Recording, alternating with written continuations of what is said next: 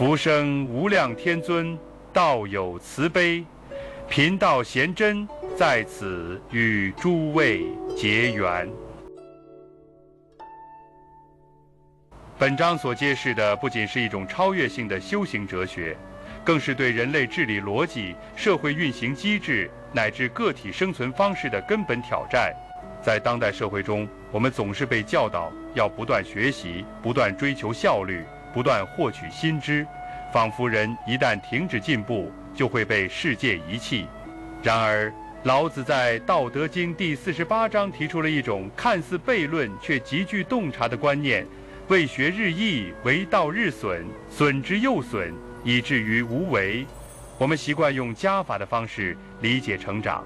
老子却告诉我们，真正的修行不是添加，而是删减；不是获取更多，而是放下更多。这一章不仅是对知识崇拜的一种冷静提醒，更是对自我修养与社会运行逻辑的一次深刻反思。在自我修养的维度上，老子的这段文字可以说是一记当头棒喝。现代人追求的是自我提升，是在竞争中脱颖而出的能力，是一个又一个新的标签和身份。为学日益这句话完美地描述了这一心理状态。我们习惯性地把成长等同于学得更多、知道的更多、掌握的更多，但这只是知识层面的积累，尚未进入人格的沉淀与精神的成名。而为道日损，则强调了一种内在的蜕变，一种把外物剥落、将欲望减除、把执念化空的过程。这其中的日益与日损，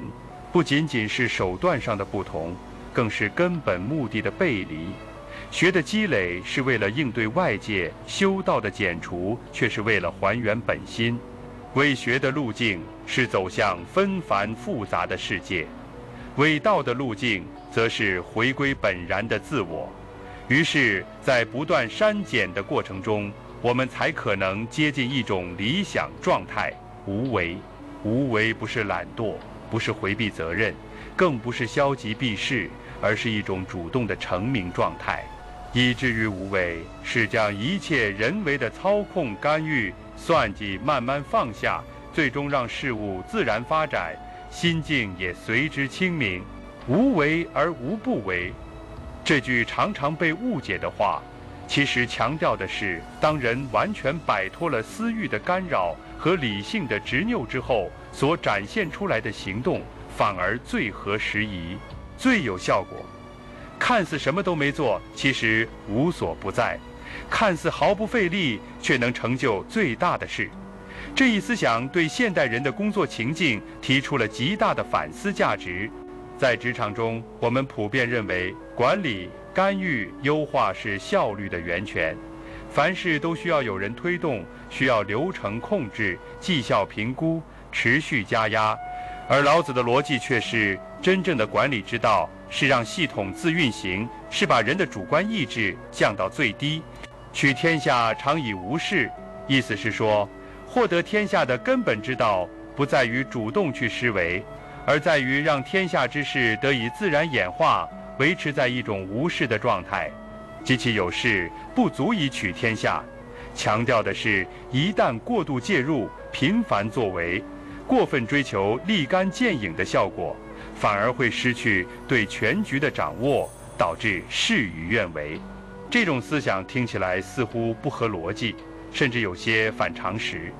但从社会制度的运行来看，许多深层次的问题恰恰源于过度设计和过度干预。比如，现代的政策制定者往往倾向于以复杂的法律条文、严密的监管机制和快速的应急手段来治理社会。初衷虽然良好，但效果却往往适得其反。一个制度设计得越复杂，就越容易形成漏洞；监管越多，反而造成规避手段层出不穷，急于出政绩，常常导致急功近利。于是，无数所谓为民做主的举措，反而加重了百姓的负担。回到个体层面，这种制度层面的频繁干预，也渗透进了普通人的生活之中。家长对孩子的过度管理，企业对员工的高压制度，学校对学生的过分评估，甚至每一个人对自己的高强度自律与任务规划，这些看似理性高效的行为，其实背后隐藏着一种深层的不信任，不相信事物本身有其演化的逻辑，不相信人性有其内在的驱散能力。于是越是希望控制，越是失控，越是用力，越是适得其反。这也让我们再次回到伪道日损这一核心思想。在社会生活中，我们需要的不是更多的教条，而是更多的让渡；不是更强的控制，而是更高的信任。伪道日损是提醒我们，在面对家庭成员、同事、下属乃至整个社会关系网时，最重要的能力往往是放下的能力，是不干预、不占有、不执着的能力。能做到无为的人，不是逃避责任，而是拥有高度的自律与觉察。因为只有放下执念，才有真正的包容；只有不争不抢，才能无所不至。现代社会的人们越来越习惯于以数据驱动行动，以目标驱动行为，但正如老子所言，损之又损，以至于无为，其实是一种反向的修炼。这修炼不是为了让你变得无能，而是为了让你摆脱对控制感的执迷。在这个过程中，人的精神会变得更为空灵，思维更为自由，决策更为冷静。很多时候，最好的决定恰恰来自于清空杂念之后的一念顿悟，而不是在无数模型与分析之后的机械推演。再进一步，如果我们把这套逻辑应用到治理体系上，可以发现，很多真正长治久安的社会，往往不是靠严苛的制度维持秩序，而是靠文化、伦理、信任维系人心。一个良性的制度，不是靠外部权力维持秩序，而是让每个个体都愿意在其中自觉而有尊严的生活。这正是无为而无不为的最高境界。制度看似无形，却能成就万物；政策看似宽松，却能涵养人心。而在家庭关系中，所谓无为，并不是对亲人漠不关心，而是一种高层次的理解与尊重。在亲密关系中，最伤人的往往不是冷漠，而是控制。父母以爱的名义干涉子女的一切，伴侣以责任为由试图左右对方的行为，这些都违背了自然之道。真正的爱是给彼此空间，是在关键时刻以最少的介入给予最大的支持。无为不是不做事，而是在对的时间以最自然的方式出现，而不是提前布局、过度安排。这也正是现代人自我修养中最难的一课。在日常生活中，我们太容易陷入计划、